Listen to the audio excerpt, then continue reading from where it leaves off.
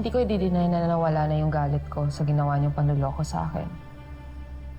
Hindi ako makikipag-plastic na napatawad ko na kayo. Pero tama ka. Sapat ng kabayaran ng ginawa ni Ashley. I don't think buhay ng isang bata ang kapalit sa ginawa namin kasalanan sa'yo ni Paulo, Marge. Walang kasalanan si Ashley.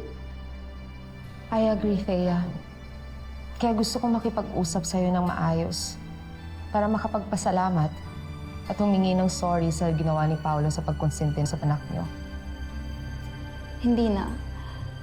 And I don't care kung ikaw ang gusto ni Sander. Tanggap ko na that I'm simply just not his type. And now that I'm getting better because of you, mas may chance na ako to meet new guys, you know?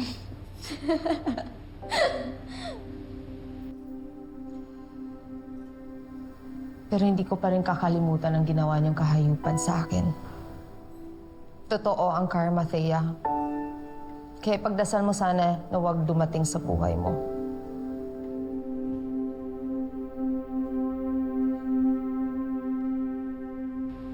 I just want things to go back to the way they were, Ash. Ako rin. You're still my sister, Jazz. You're my actual sister, Ash. Thank you for saving me. I owe you my life.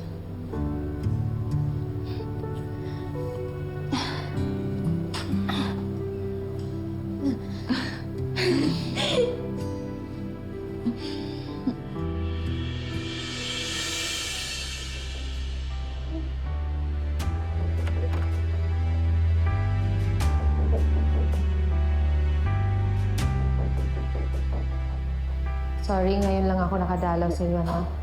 Tita Margie. Okay lang po, tita. Alam ko naman po kung bakit eh.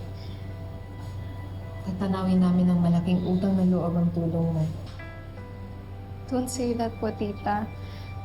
Kulang pa nga po yung bayad ko para sa mga ginawang kasalanan ni Mama sa pamilya ninyo eh. Ash, uulitin ko sa'yo, anak. Wala akong sama ng loob sa'yo. Wala kang atraso sa akin. Hindi mo kasalanan na nabuo ka sa pagkasala ng mama mo at ng asawa ko.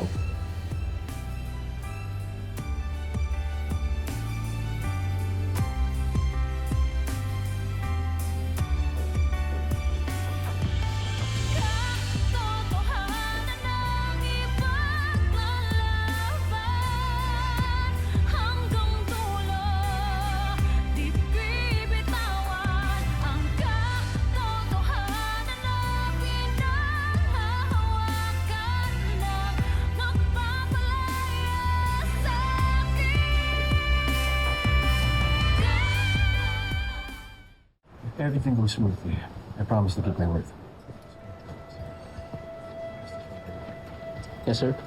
Reservation for 3 under Paulo Torrecampo. Okay, sir. Ayusin na po yung table. Thank you. I'll see you again.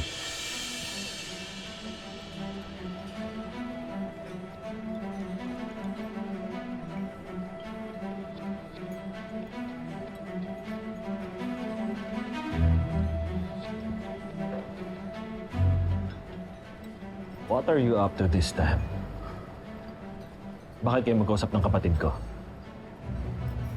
Edward and I go way back. Ano bang problema mo, Paolo? You and Edward go way back. Anong ibig sabihin nun? Matagal na ako tinutulungan ni Edward pagdating sa Torrecampo Realty. With what has been working and with what hasn't been. And what easy projects to take. Tumulong rin ba siya sa'yo para makuha sa akin yung menagerie project?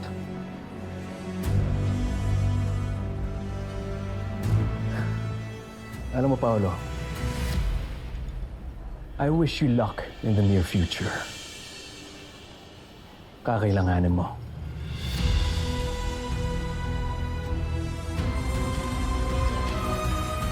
Ash, babalik na kami sa room namin, ha? Hindi, pag ma-release ka na, I hope we get to see each other pa before you go. Oo naman.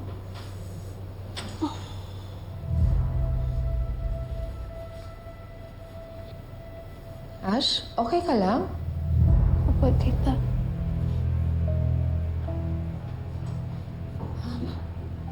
Ang init mo.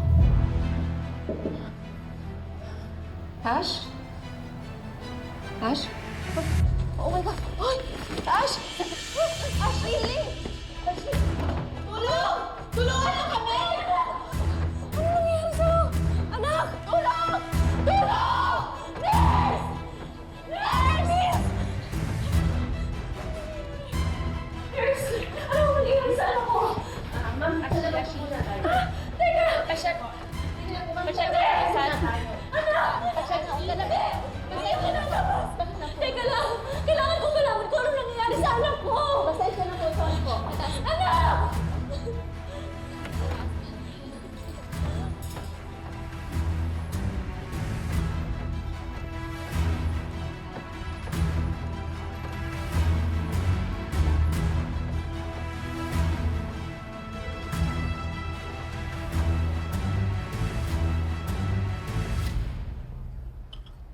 Handa ako ibigay ang parte ng kumpanya ko sa inyo. For you guys to have enough power to do what I need you to do. Sigurado na ako dito. Kayo na rin nagsabi sa akin. Paolo's becoming a liability sa kumpanya. And sa tingin ko, mas maganda to sa company in the long run. Kayo na bahala mag-execute or gumawa ng paraan kung paano gagawin to as long as I see my brother get kicked out as CEO and be replaced by Adrian Castello. Then we have a deal. Read through the papers. Then we sign it. Walang mababago sa usapan. Maliwanag ba?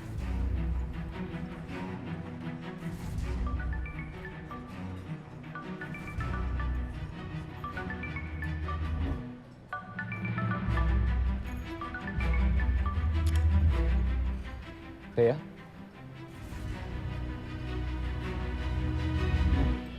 Ano? Is she gonna be okay, Ma? Baka dapat bumalik tayo and make sure Ashley's okay. Ako nang bahala, anak. Kailangan mo magpahinga.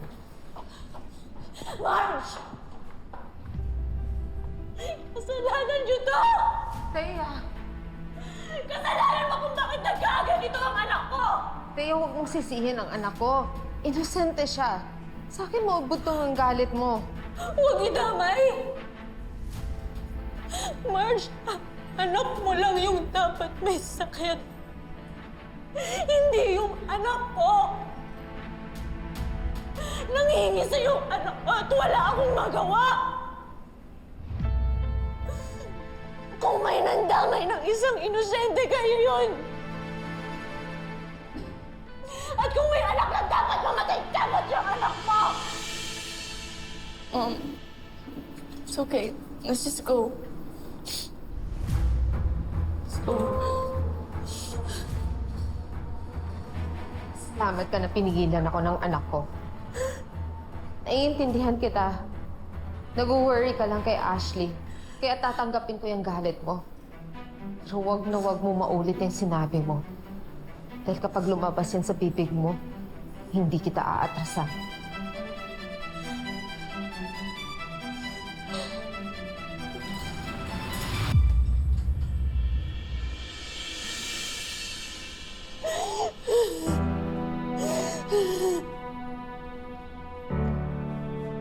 Ah!